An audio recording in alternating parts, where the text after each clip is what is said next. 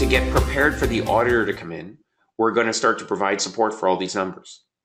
And so maybe we go back to SAP or JD Edwards and we find, I don't know, let's say here, this utilities account. We want to provide the subledger for this utilities account so that the auditor can sort of see what we're dealing with. And so what I'm going to do is I'm going to imagine that I went back into JD Edwards or SAP. I printed that AR subledger off and I saved it out to some directory somewhere on our system. Oops, there. And now all I'm going to do is I'm going to go find that PDF. Here it is, AR aging detail. And I'm going to grab it and drag it onto my document manager. And I'm going to put it in the right spot. So this is going to be support for my receivables lead sheet. So I'm going to put it underneath C.1. And I copy it here. And there I now have C.2. So here's CaseWare acting as the document management system for us. It actually put a copy of that PDF right in our electronic audit binder. Because what we want to do at the end of our prep is hand the CaseWare file to our auditor directly so that they have all the support they need in an electronic file. I'm going to double click on C.2 and that comes our receivables lead sheet. And here's our $23,000 of receivables. And if I come back into my receivables lead sheet here, there's my $23,000. But instead of forcing someone to figure out that this number supports, this value on the lead sheet, we're going to right click and we're going to annotate and we're going to say, listen, I don't know, let me just take a look at the attendee list here.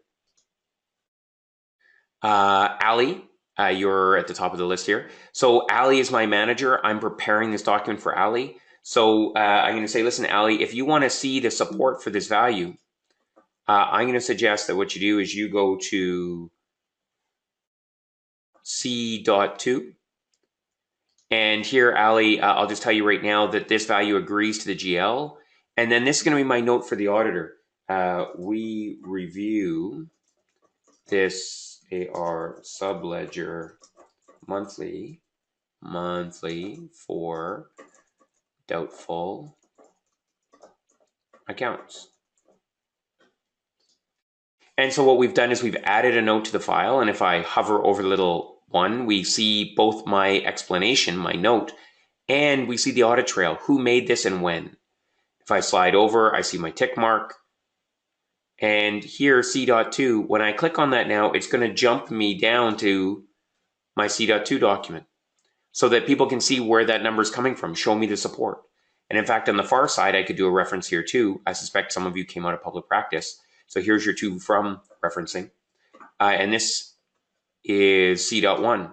So if somebody was on this page and wanted to see where this number went to, well, C.1 is where it goes. C.2 is where it comes from.